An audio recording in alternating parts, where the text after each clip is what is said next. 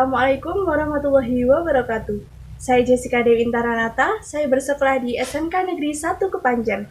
Selamat menunaikan ibadah puasa 1441 Hijriah untuk seluruh umat muslim.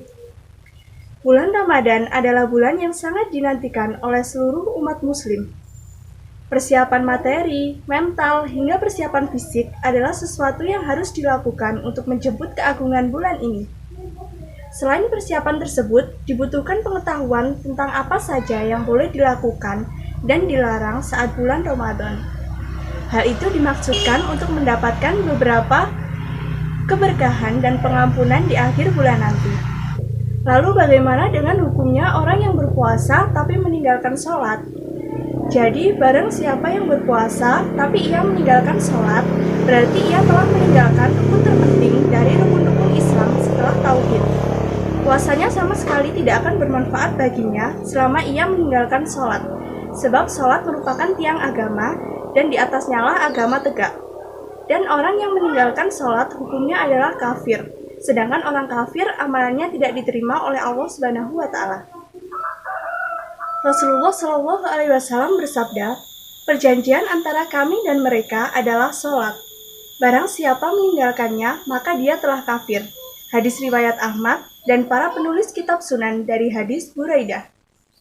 Sedangkan Jabir meriwayatkan Rasulullah Shallallahu Alaihi Wasallam bersabda, batas antara seseorang dengan kekafirannya adalah meninggalkan sholat.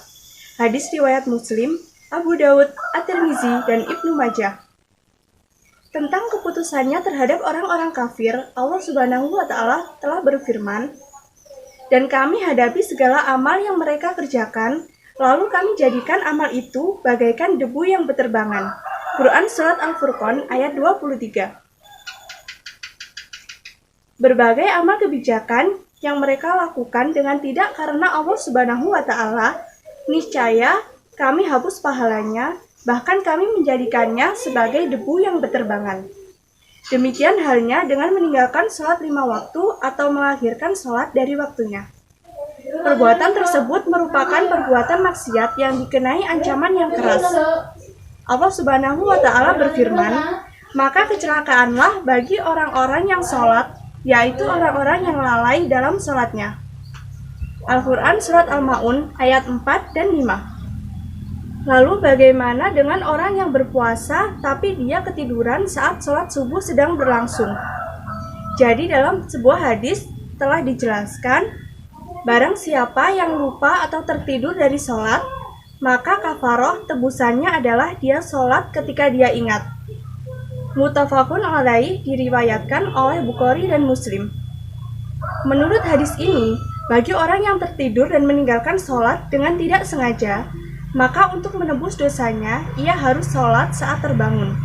Hal ini juga berlaku untuk orang yang lupa dan tidak mendengarkan azan.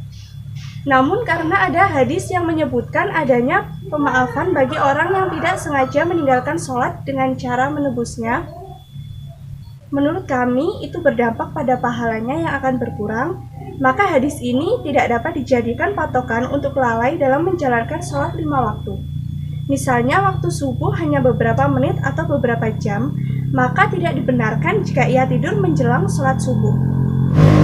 Meskipun waktu sholat memisahkan beberapa jam menjelang sholat, namun dikhawatirkan tidak bangun saat sholat akan didirikan, maka tidak dibenarkan pula jika ia tidur dengan cara demikian.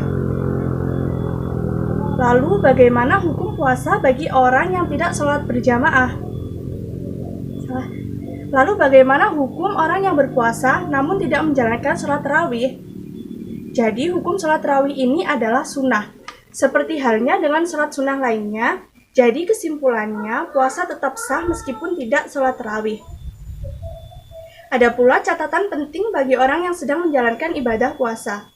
Yang pertama adalah, setiap muslim wajib berpuasa karena iman dan mengharapkan pahala dari Allah Subhanahu wa Ta'ala, tidak karena riya ataupun toleransi kepada keluarga atau masyarakat tempat ia tinggal.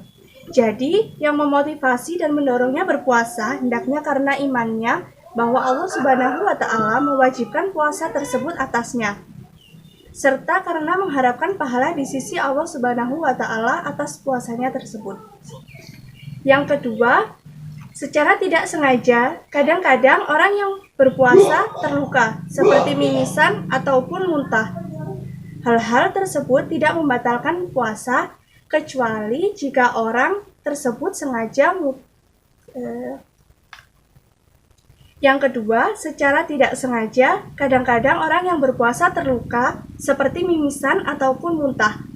Hal-hal tersebut tidak membatalkan puasanya, tetapi orang yang sengaja muntah, maka puasanya tersebut akan batal. Yang ketiga, di antara hal-hal yang tidak membatalkan puasa adalah pemeriksaan darah. Misalnya, dengan mengeluarkan sampel darah dari salah satu anggota tubuh, dan suntik yang tidak dimaksudkan untuk memasukkan makanan. Tetapi jika memungkinkan melakukan hal-hal tersebut pada malam hari akan lebih baik dan selamat. Yang keempat, orang yang berpuasa boleh bersiwak pada pagi atau sore hari. Perbuatan itu sunnah sebagaimana halnya bagi mereka yang tidak dalam keadaan puasa. Demikian apa yang dapat saya sampaikan. Apabila ada kesalahan, saya mohon maaf karena kita masih sama-sama belajar. Namun jika dalam materi ini dapat dipetik kebenarannya, maka hal itu semata-mata karena ilmu dari Allah Subhanahu wa Ta'ala. Saya mohon maaf atas segala kekurangan saya. Billahi taufik wal hidayah. Wassalamualaikum warahmatullahi wabarakatuh.